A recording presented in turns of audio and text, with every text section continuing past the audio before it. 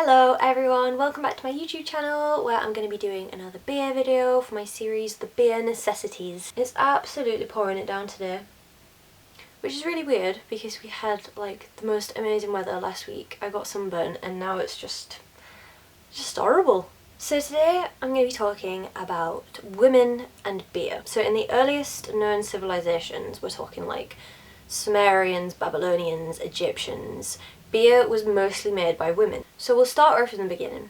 So the Sumerians, obviously I talk about this a lot, but they had the goddess of beer Necessities, and she was adored, and ever since then it was kind of seen as a woman's job to make the beer. The goddess of beer is a woman, so surely like women make the beer. The Sumerians also had Kubaba, which was the only female on the Sumerians' list of kings. And she didn't earn her ruling through birthright, she earned it through brewing. The Egyptians had their goddess of beer, she was called Menket, and the sun god Ra, his daughter Sekhmet, she was a warrior goddess and she had a really aggressive temper, and the only way she could be calmed down was with beer. When beer became a product that people would sell for money, women were still in charge. And like I said in one of my last videos, the Babylonians had the Code of Hammurabi, which was their code of laws surrounding beer. And these beer laws, they show evidence that women had like authority in beer. Every mention of a tavern owner in these laws, they always refer to them as a she. Then the concept of an alewife came around in the 5th century. The alewives would brew beer in their own homes, and a lot of the time they would have a lot of surplus beer, and they would like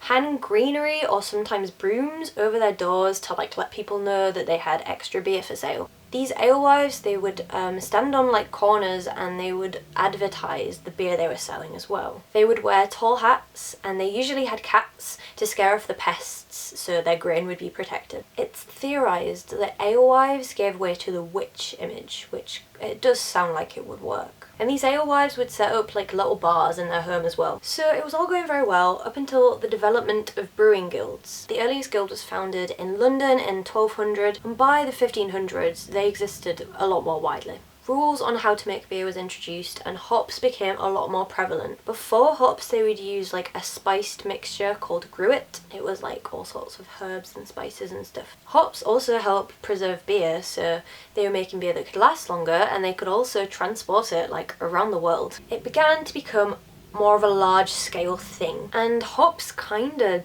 became the downfall for women working in beer, even though a woman wrote about the hops' scientific properties like originally. So this is quite a hard name, but she was called Benedictine Hildegard von Bingen. She described using hops in beer in the 12th century, and she also wrote a lot of stuff on barley. She was quite an important woman in the beer world, and she's a saint now. So Cottage Industries, these were like the home breweries that alewives ran. They started to decline. Brewers guilds were on the rise and rules were put in place for selling beer because they just love to tax us on things that make us happy. And the Industrial Revolution helped the spread of beer as well. So machines could make better beer and a lot more beer in less time, and it could be distributed faster. And by the 20th century, beer consumption and production was firmly in the hands of men.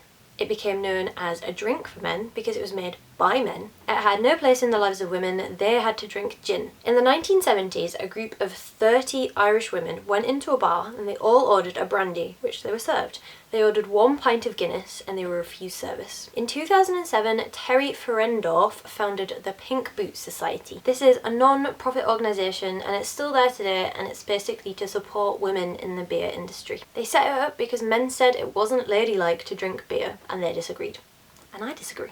Something that kind of riles me, so sorry, side note, I work in a bar, I work for Brewdog like I said, and so many times we'll get like men coming up to the bar and they'll be like, oh, can I just get like a beer for a girl or a drink for a girl? And I'm just like, I'm a girl and I really like this like 10% imperial stout. Some people get really angry about it. I literally said like, oh, I really like this like dark porter, and he was like, no, you're wrong, I want to drink for a girl. He was stupid. I was like, Jesus Christ. Anyway, go back to like the 1960s and 70s, women were starting to kind of get jobs within breweries. In 2017 there was a company called Arosa, and they made a beer for women because we really need our own special feminine beer.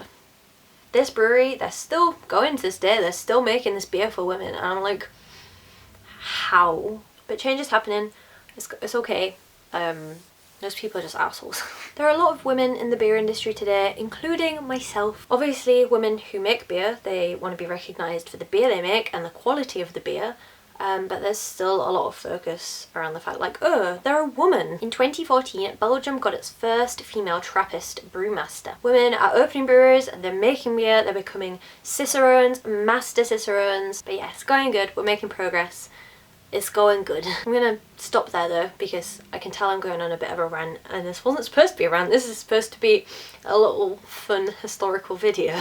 Thank you for watching, and I will see you in the next one. Bye!